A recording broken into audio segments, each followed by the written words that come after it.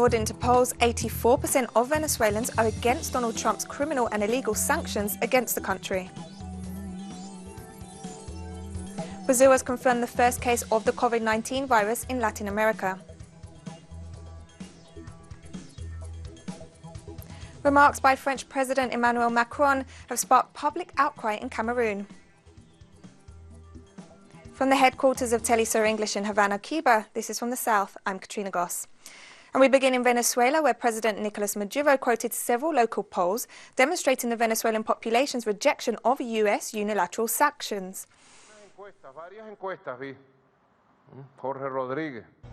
I saw several surveys today.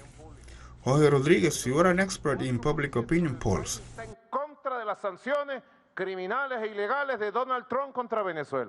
84% of Venezuelans are against Donald Trump's criminal and illegal sanctions against our country. 85% is against any threat of military invasion of Venezuela. This shows the configuration of a national public opinion against the sanctions, against the blockade, against economic war, against U.S. interventionism. Venezuela's public opinion is totally against Donald Trump and his threatening plans against our country. Maduro also called on US President Donald Trump to pay attention to his own country's domestic affairs and leave Venezuela alone. Donald Trump was in India yesterday, and instead of working to promote India-US bilateral relations, he spoke about Venezuela. Leave us alone, Donald Trump.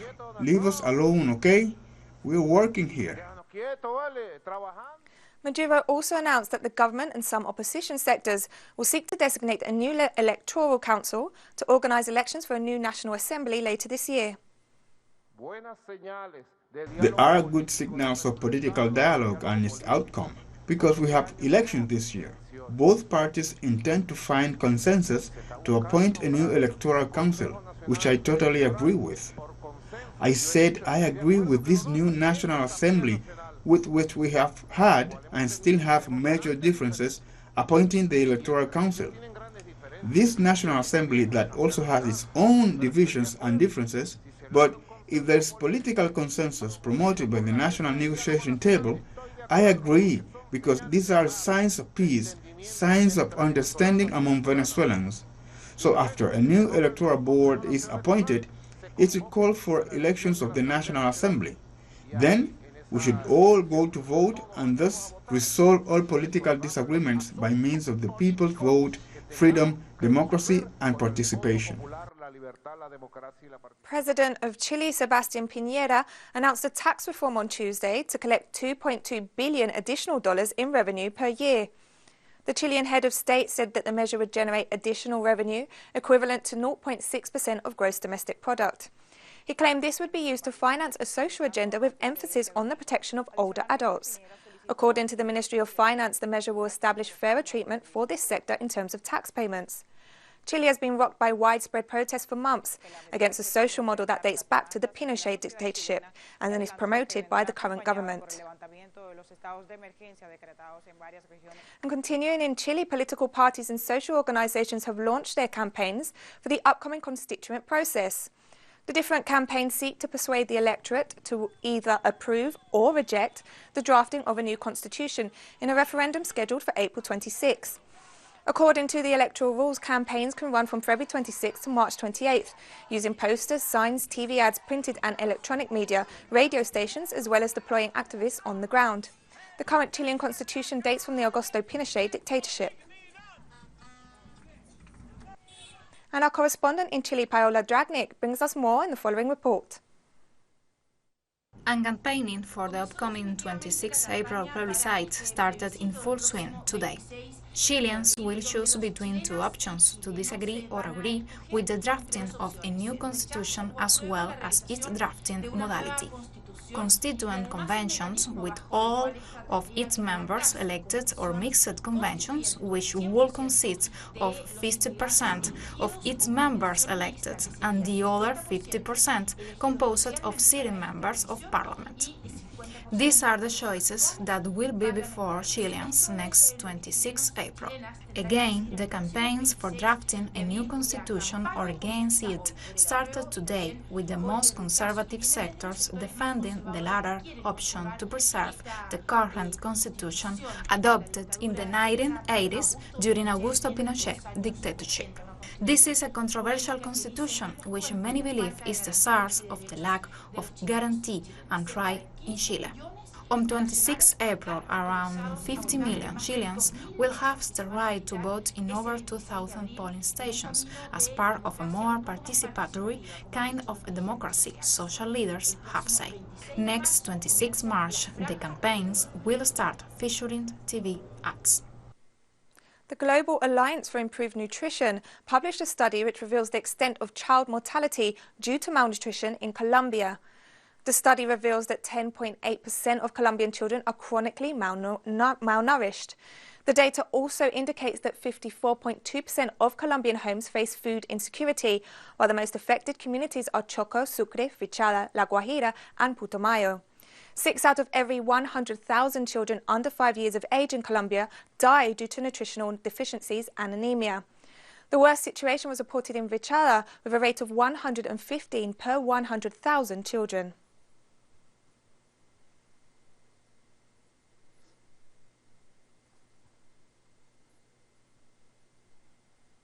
The Central Electoral Board of the Dominican Republic announced the printing of ballots for the 140 municipalities and their districts in which manual voting was suspended during the municipal elections of February 16th.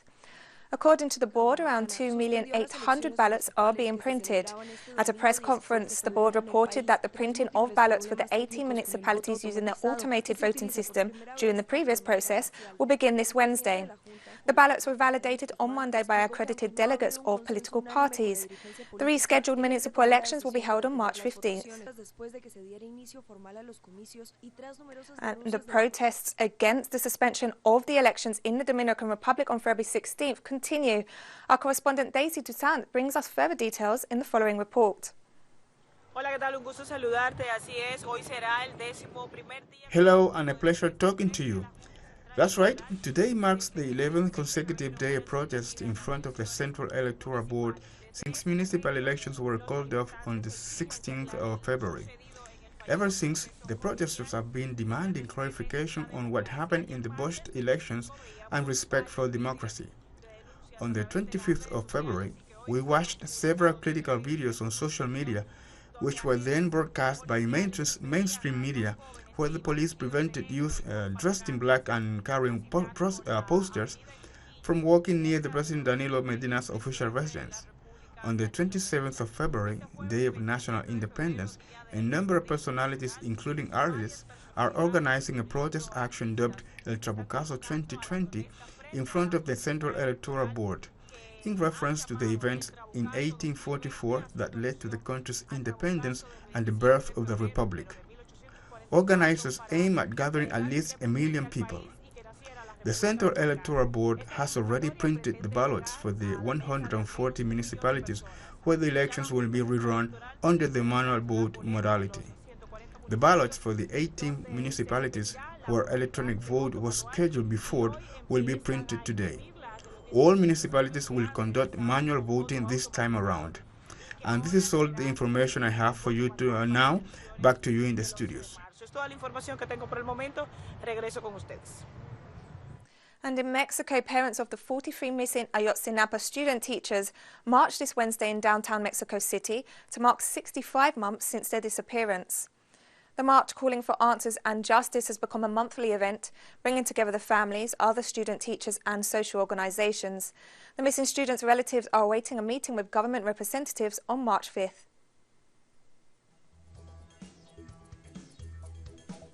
And coming up, Brazil has confirmed its first case of COVID-19. Stay with us for more.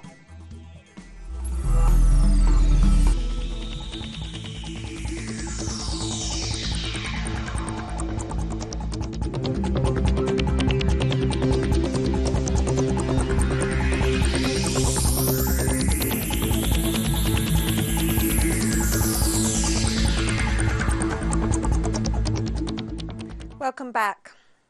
The first case of the new coronavirus in Latin America was confirmed by the Brazilian authorities on Wednesday. The patient is a 61-year-old Brazilian man who recently travelled to Italy and is in a stable condition but remains in isolation at his home in Sao Paulo. Our correspondent in Brazil, Brian Mayer, brings us more details. As Carnival has come to a close in Brazil, the government has announced that it's found the first Brazilian citizen carrying coronavirus in Sao Paulo. He's a 61-year-old man. He's recently traveled to Lombardy in Italy. He went into the health post complaining of symptoms that sounded like coronavirus, so they isolated him and took some tests. The tests have confirmed it. Now, there's 19 other people in Brazil who are currently suspected of having the virus. But if this virus begins to spread, the question is, what will the government be able to do about it? Because it's been systematically butchering public health expenditures since the 2016 coup. This started with a constitutional amendment pushed through by coup President Michel Temer, which freezes health and education spending for 20 years. And since Jair Bolsonaro took office in January 2019, he's been systematically cut health expenses, including expelling thousands of Cuban doctors from the country and leaving huge parts of the countryside and poor neighborhoods undercovered or uncovered. So the question is now, how will they react to a virus pandemic if it comes to Brazil? And China reported 52 new COVID-19 deaths on Wednesday, the lowest figure in more than 3 weeks, bringing the death toll to 2,715. Fears over the coronavirus have begun to spark concern regarding the country's hosting of the 2022 Beijing Winter Olympics. However, authorities have assured that the preparations are advancing according to schedule. According to the schedule, there are 20 Beijing test events, including the first event in February. All the other events will be held in the 2020-2021 competition season. The cancellation of that event was due to the epidemic and to protect the health of athletes and referees. The following test events we have should not be affected, and preparations for them are underway according to schedule. The French Health Ministry announced that a 60-year-old man has become the first French victim of the COVID-19 virus. The man died on Tuesday night after being rushed to a Paris hospital in a serious condition. 3 new cases we had last night. There is a 55-year-old French man who is currently hospitalized in Amiens and who is in serious clinical situation. He is currently in intensive care. The investigation surrounding the case is ongoing. The 16th case is a 36-year-old French man currently hospitalized in Strasbourg. He was just returned from Lombardy.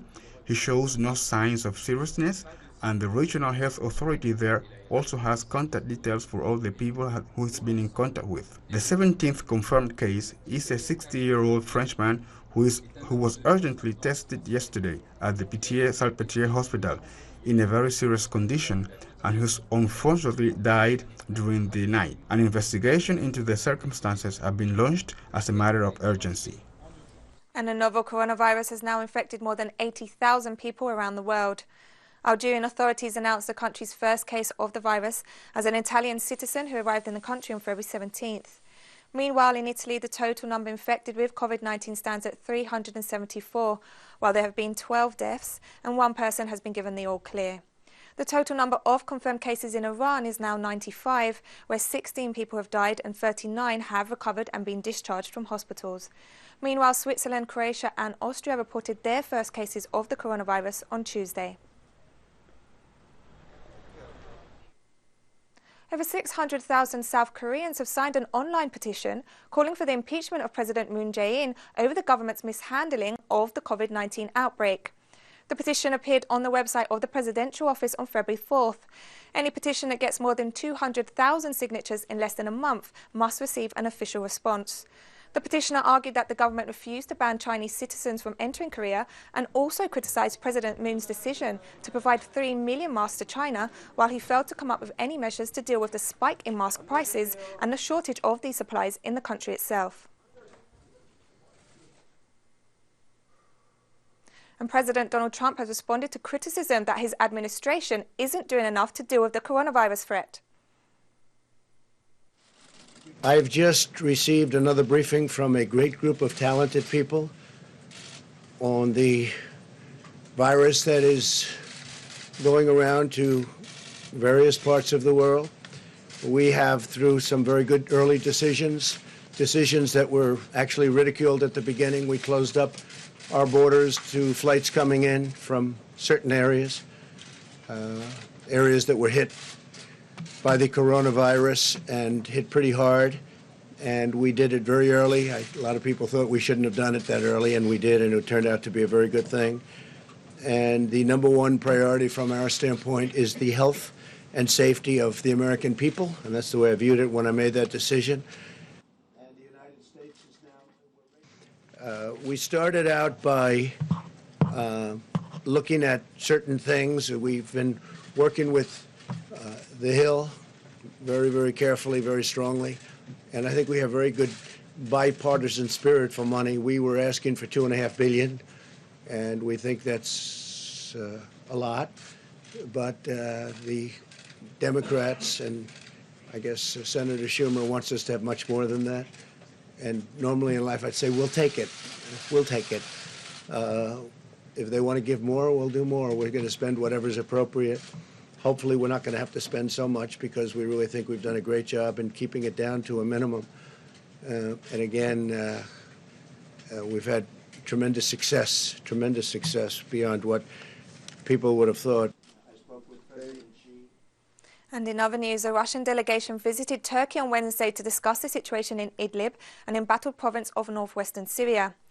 Russia's foreign ministry said it expected positive results from the talks with Turkey. Turkish and Russian officials held 2 rounds of talks in Ankara and Moscow in the past few weeks, but negotiations have not yet yielded any results. Tensions have been running high amid the offensive by Syrian government forces in Idlib and parts of Aleppo province, the last remaining terrorist-held areas in the country. On Wednesday, Syrian forces liberated 7 new towns.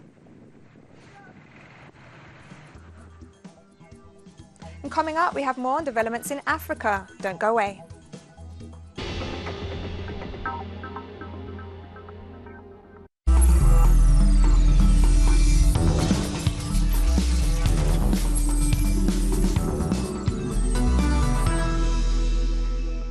Welcome back.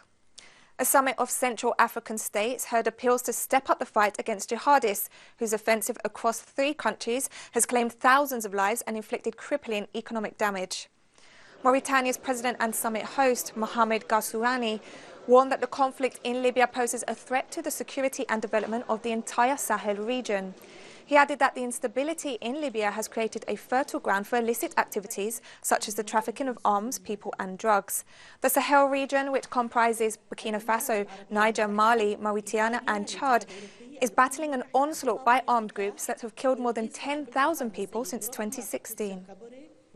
Despite several international initiatives, the Libyan crisis continues to deepen and become more complex. Unfortunately, it continues to fuel and strengthen the activities of terrorist groups in the Sahel through the illicit trafficking of arms, munitions, drugs, and human beings. A French Beninese political activist who set fire to a banknote in an anti-colonial protest has been expelled from Senegal, his lawyer said on Tuesday. In August 2017, Kemi Seba set fire to a 5,000 CFA franc note worth about $8 as part of a protest against Francafrique, the term for France's post-colonial meddling in Africa.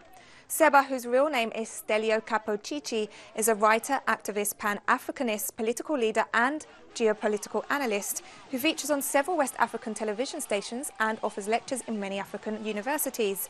In January 2018, he was elected as 2017 African Personality of the Year by African News for his fight against French neocolonialism and the CFA franc in Africa. Seba was ordered to leave Senegal after his trial, where the government declared him a serious threat to public order and cited his disparaging remarks aimed at African leaders. The move sparked condemnation from human rights groups. And turning to more dramatic news, the United Nations has warned of major hunger threat in East Africa as desert locusts enter the Democratic Republic of the Congo. This is the first time the ferocious insects have been seen in the Central African country since 1944. Kenya, Somalia and Uganda have been battling locust swarms in the worst invasion of East Africa in 70 years. The UN said locusts have also been sighted in Djibouti, Eritrea and Tanzania and recently reached South Sudan, a country where roughly half of the population already faces hunger following years of civil war. remarks by French President Emmanuel Macron have sparked public outcry in Cameroon. The French president's controversial comments, in which he condemned intolerable human rights violations in Cameroon, continue to fuel public debate. Cameroon's government responded by stating that it intends to retain control of its destiny. Macron's comments came in reference to the Nagabu massacre of at least 21 civilians blamed on government forces. Togolese opposition leader Agbeyomi Kojo has filed a lawsuit over the recent presidential election result. Kojo is calling for the election results to be overturned, in which he came a distant second to current President Faure Gnassingbé. According to preliminary official results, Kojo, a former Prime Minister, secured 18.37% of the vote, while Gnassingbé secured 72.36%. Turnout was put at 76%. Gnassingbé, aged 53, became president in 2005 after the death of his father, Gnassingbé Eyedema, who seized power in 1967. The small West African state has a poverty rate of around 50% and is ranked 167th out of 189 countries, according to the UN's Human Development Index.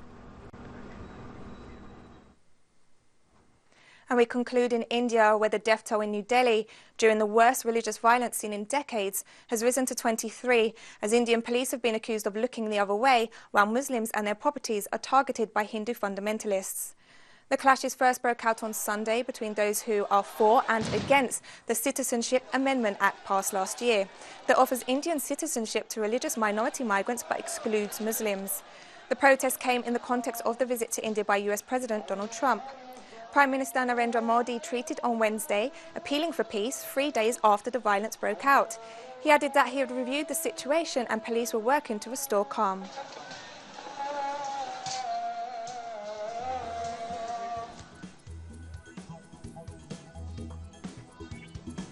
And we've come to the end of this news brief. You can find these and many other stories on our website at telesurenglish.net. And join us on social media, Facebook, Twitter and Instagram. For Telesur English, I'm Katrina Goss. Thank you for watching.